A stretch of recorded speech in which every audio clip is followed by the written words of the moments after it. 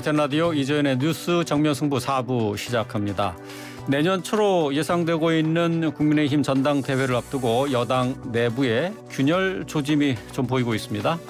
최근 윤석열 대통령이 정치인들을 관저로 불러서 만찬과 독대를 이어간 것으로 전해지면서 과연 윤심은 어디로 향할지가 관심거리가 됐습니다.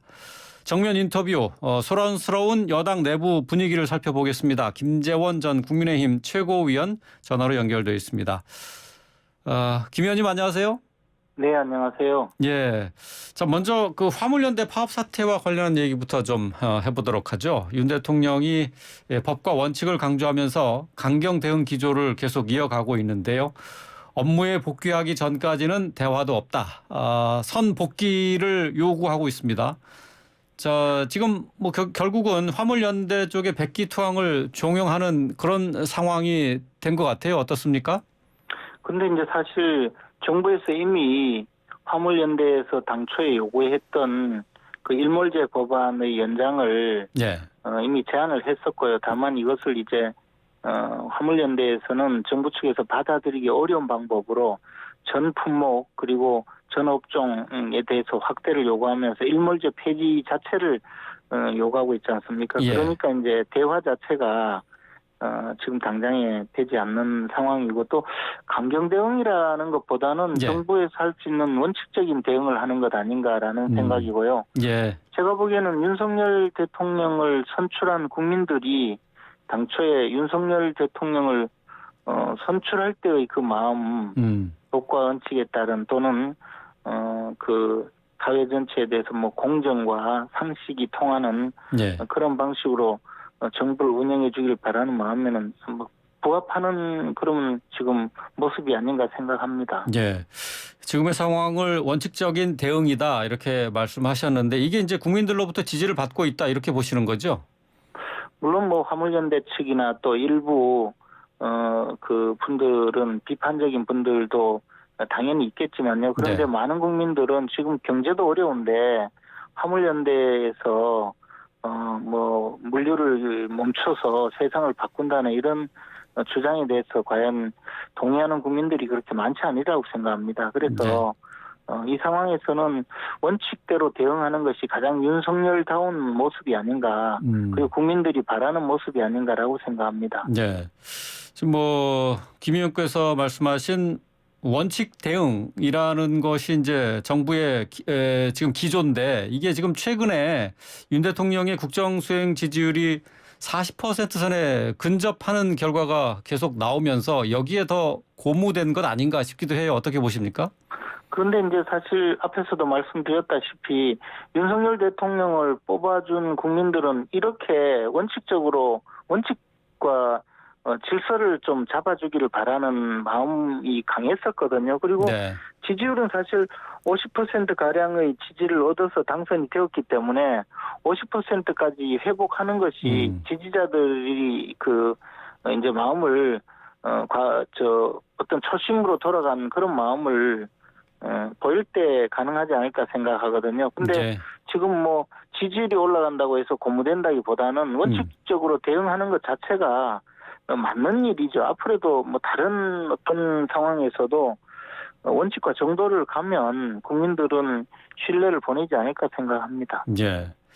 어쨌든 국정 수행 지지율이 계속 올라가고 있다고 하는 것은 뭐 반가운 소식이 아닐 수가 없을 텐데 정부 여당 입장에서는 그렇죠. 그 원인을 어떻게 그러면 꼽고 계세요?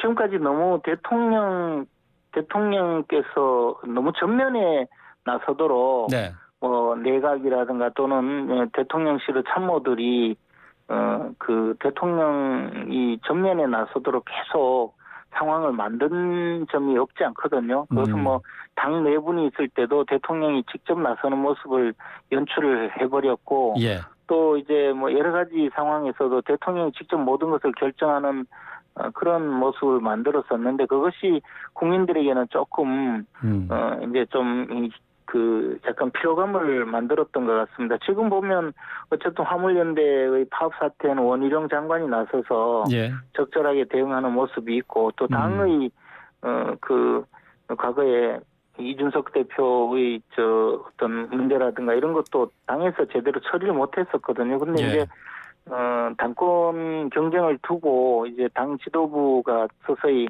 윤곽을 드러낼 상황이 되기 때문에 이런 것이 전부 이제 대통령으로서는 대통령 본연의 국정 수행에 매진하는 모습을 가져갈 수 있기 때문에 차차 지지율은 충분히 올라갈 것이라고 봅니다. 예. 지금 뭐 윤석열 정부에서 내세우고 있는 개혁이 이제 세 가지가 있습니다. 연금 개혁, 교육 개혁, 그리고 노동 개혁 이 세 가지가 있는데 지금 화물연대의 파업과 관련해서 강경 대응 이 기조를 유지하는 것이 과연 앞으로 노동 개혁을 추진하는 데 있어서 도움이 될 수 있을까라는 데서 좀 의아심이 있어요. 어떻게 보십니까?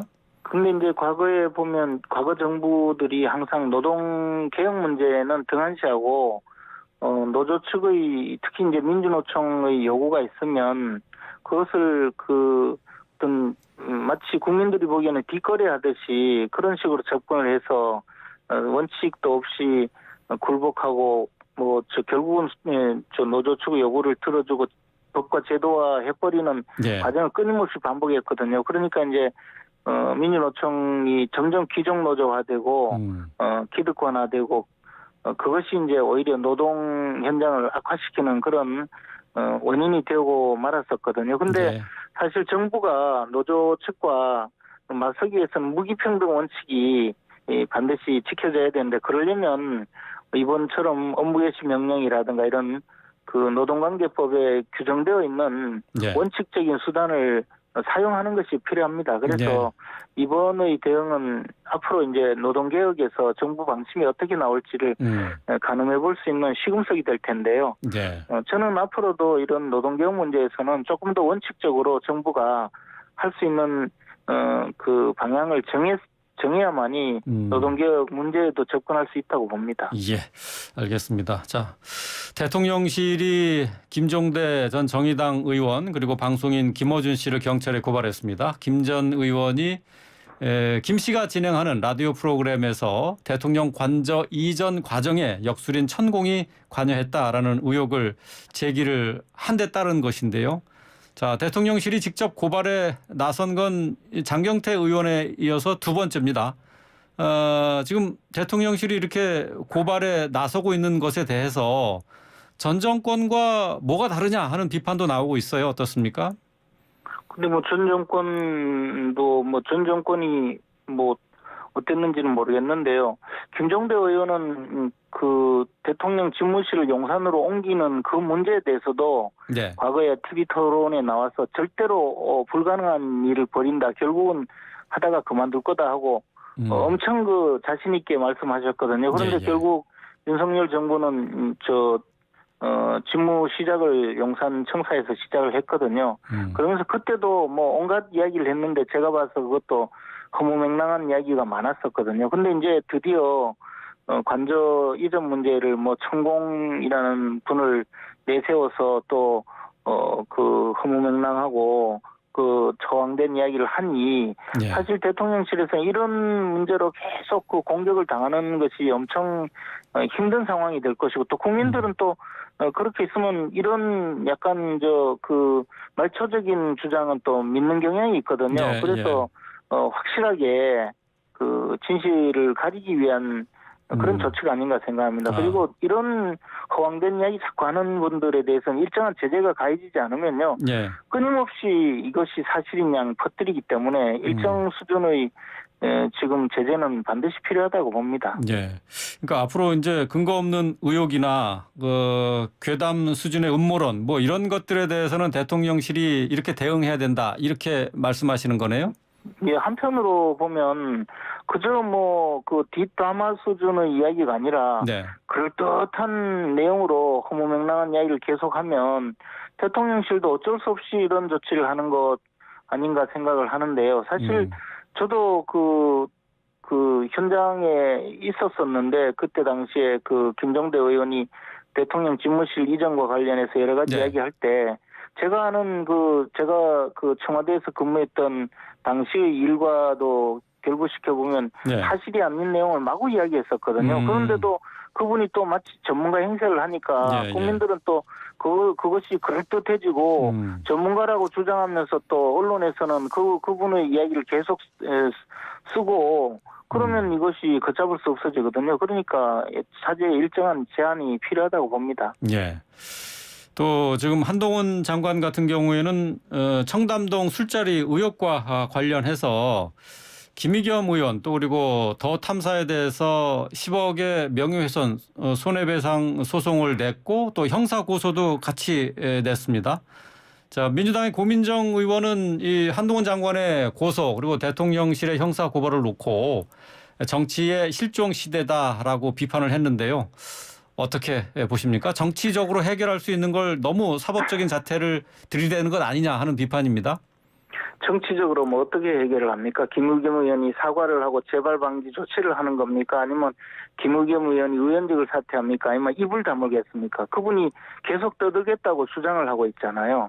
네. 그리고 혼자 이야기하는 것도 아니고 더 탐사라는 매체를 동원해서 자신의 이야기로 협업까지 해가면서 지금 저런 주장을 해대는데 네. 그것에 대해서 제재하지 않으면 마치 또 자기가 옳다고 계속 주장하지 않겠습니까? 고민정 의원은 한번 고민이라도 해보고 그런 말을 해야지 정치적으로 어떻게 해결할지 한번 해답을 내보라고 하시죠, 그분이. 그분은 정치적 해결이 뭐 당내에서 제재를 가하든가 대변인 사퇴라도 시키든가 아니면 뭐 당내 윤리위원회 회부를 해서 징계를 하든가. 근데 아무 조치를 하지 않고 그대로 방치하고 있지 않습니까? 그러니까 법적인 제재라도 해야죠.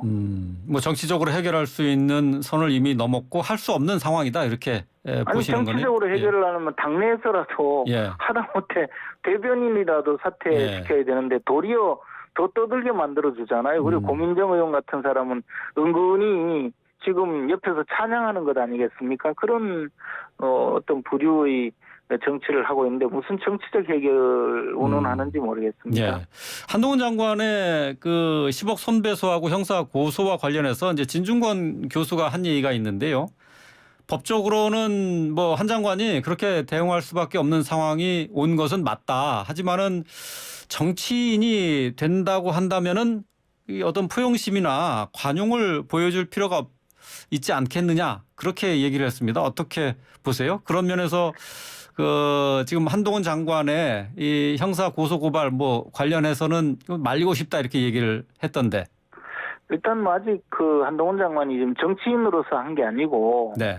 자신이 이제 법무장관으로서 지금 업무를 수행하고 있고 스스로 뭐 정치인이라고 생각하거나 정치인이라고 활동하지 않고 있지 않습니까? 그래서 뭐 정치인이면 이렇게 하라고 제안하는 것은 한동훈 장관에게는 아직 맞지 않는 것 같고요. 다만 이것을 이제 왜 뭐 포용을 발휘하지 않느냐 이렇게 이야기할 때 김의겸 의원이 조금이라도 자신이 태도가 조금 다르다면 더 고려할 수가 있을 텐데요. 통상적으로 이제 재발 방지 그 어떤 의지가 보여야 되거든요. 내가 이 사태에 대해서 부주의했다. 그리고 앞으로는 이런 일이 없을 것이다. 이렇게 해야 되는데 지금 이 김의겸 의원의 주장은 계속 떠들겠다는 거거든요. 그리고 내가 뭐 잘못했느냐 이렇기 때문에 저분을 그냥 두면요 더 심하게 하지 않겠습니까? 그래서 저는 반드시 제재가 필요하다고 믿는 사람입니다. 예. 뭐 청담동 술자리 의혹과 관련해서는 한동훈 장관이 확실하게 매듭을 지어줄 필요가 있다 그런 말씀이 되겠네요. 네. 예. 자, 이번에는 주호영 원내대표 발언과 관련한 파장 얘기를 좀 해보도록 하겠습니다. 지난 주말이었죠. 기자간담회를 통해서 지금 나와 있는 당대표 후보자, 입지자들이 성에 차지 않는다라는 발언 때문에 파장이 계속되고 있는데 자, 이 친윤계 장제원 의원이 여기에 대해서 당을 왜 왜소하게 만드느냐 하고 비판을 했습니다. 또 그리고 오늘 장제원 의원은 정진석 의원의 비대위원장이죠. 정진석 비대위원장을 향해서도 심판을 보실 분이 기준을 만드는 건 옳지 않다라고 또 비판을 했어요. 지금 당내 상황 어떻게 보십니까? 어쨌든 이제 전당대회를 앞두고 있고 새로운 리더십을 형성해가는 과정에 있기 때문에 약간의 혼란이 있을 수밖에 없거든요. 그러나 이제 시간이 조금 지나면 전당대회 국면으로 가면 이것이 차차 질서가 잡히리라고 생각합니다. 저는 비대위가 오래 가는 것은 결코 바람직하지 않다고 생각하는 예. 입장인데요.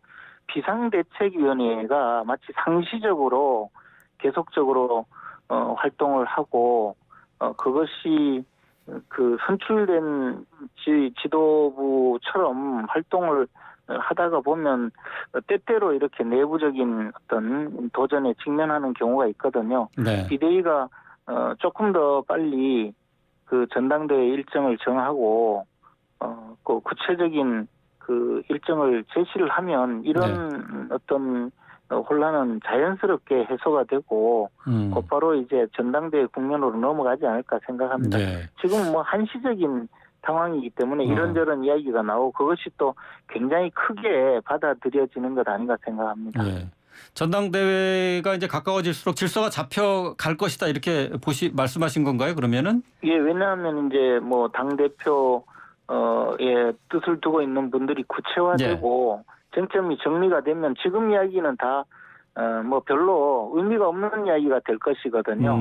지금 나오고 있는 이야기 뭐 성에 차지 않는다 뭐 또는 뭐 어느 누구가 조금 더 유력하다 또는 어떤 사람이 당대표가 돼야 된다 이런 모든 것은 다 유권자들이 판단할 영역이거든요. 예. 그런데 이제 그런 전당대회의 일정이 가시화되지 않고 비대위가 계속되고 있으니까 한마디만 해도 이것이 굉장히 크게 혹시 이런 방향으로 끌고 가려는 것 아닌가라는 그런 어떤 이야기가 되기 때문에 그게 논란이 되는 것이지 전당대회가 시작돼 버리고 후보군이 구체화되면 그런 이야기는 다 무의미한 이야기가 되거든요. 이 질서가 잡혀갈 것이다라는 말씀이 혹시 오늘 출범한 국민 공감을 염두에 두고 하신 말씀은 아니신가요? 의원들이 물론 많은 분들이 저 모임을 갖고 또 이제 결의를 다졌지만 그분들이 그 예컨대 윤석열 정부를 지지하고 윤석열 정부를 돕겠다는 분들의 모임인 거는 틀림이 없지만 예컨대 전당대회 국면이 되었을 때 어느 누구를 지지하겠다라고 일사불란하게 움직일 수는 없으리라고 생각합니다. 각자 의원들의 이해관계나 생각이 다 다르기 때문에요. 그래서 뭐 그쪽에서 예를 들어 전당대회에 나설 후보를 정한다든가 또는 큰 영향을 미쳐서 사실상 분위기를 주도한다든가 하는 것은 그렇게 가능하지 않을 거라고 봅니다. 또 하나는 당원 숫자가 지금 수십만 명으로 최근에 더 늘었기 때문에 늘고 또 모바일 투표를 하기 때문에 정치 지도자 몇 분들이 모여서 어느 쪽으로 밀고 간다고 해서 당원들이 그쪽으로 투표를 하고 쏠릴 수는 없거든요. 그래서 뭐 그런 것으로 해서 질서를 잡으려고 하는 몇 분들이 계신다고 해서 그것이 꼭 유효하지는 않을 거라고 봅니다. 그래요. 예. 국민 공감을 통해서 이제 친윤 모임이 어떤 식으로든 당내 의견이나 주도적인 의견을 만들어 나가는 데는 한계가 있을 것이다. 이렇게 보시는 거네요. 아니 이제 다른 부분 예를 들어 뭐 윤석열 정부의 정책을 뒷받침한다든가 또는 이제 여권 내 여당 내에서의 여러 가지 그 활동에 대해서 조금 더 중심을 잡는 역할을 하는 것은 충분히 가능하지만 전당대회에서 당대표 선출하는데 한쪽으로 몰아주기 위한 활동을 한다면 그것은 조금 다르게 또 이견이 나올 수가 있기 때문에 그것을 내세우고 단일한 방향으로 끌고 가기에는 한계가 있을 것이다라고 생각합니다. 지금 뭐 전당대회를 앞두고 전당대회 룰에 대해서도 여러 가지 얘기가 나오고 있습니다. 현재 이제 당심과 민심 7대3 비율인데 이거를 뭐 9대1, 8대2 또는 뭐 100% 당심으로 해야 된다라는 얘기도 나오고 있는데 어떻게 생각하십니까? 저 개인적인 생각은요. 과거에 전당대회 대의원 10,000명이 대표를 선출할 때 그때는 10,000명의 대의원이면 사실 당협위원장들이나 국회의원들이 전당대회 대의원에게 충분히 영향력을 미칠 수 있었거든요. 그래서 민심과 유리된 대표를 뽑을 수 있다 해서 그 여론조사를 30% 반영했는데 지금은 전당원 투표제가 되고 당원이 7, 80만 명으로 늘었단 말이죠. 그러면 사실상 여론조사를 반영할 아무런 의미가 없다고 생각을 합니다. 그래서 장차 여론조사를 반영하는 것은 별로 필요 없기 때문에 예. 장차 폐지하는 것에는 저는 전적으로 동의하는데 그래요. 지금 당장 선거를 앞두고 갑자기 룰을 변경하면 마치 특정인의 각 그 후보마다 유불리가 또 달라질 거거든요. 예, 예. 이런 상황에서 룰을 변경하는 것은 저는 그렇게 바람직하지도 않고 예. 또 과연 이것이 가능하겠느냐라는 생각에도 부작용이 너무 커질 수가 있기 때문에 예. 저는 지금 변경하는 것은 글쎄 저는 뭐 바람직하지 않다고 예, 봅니다. 알겠습니다. 그러나 장차 다른 앞으로는 뭐 폐지하는 것이 맞다고 봅니다. 폐지하는 게 맞는데 지금 전당대회를 앞두고서는 룰을 갑자기 바꿔서는 안 된다 그런 말씀이시네요. 이미 선수가 링에 올라왔는데 이제 예. 막 룰을 바꾸려고 하는 것은 조금 잘못이라는 생각입니다. 알겠습니다. 오늘 말씀 여기까지 듣겠습니다. 고맙습니다. 고맙습니다. 네, 김재원 전 국민의힘 최고위원이었습니다.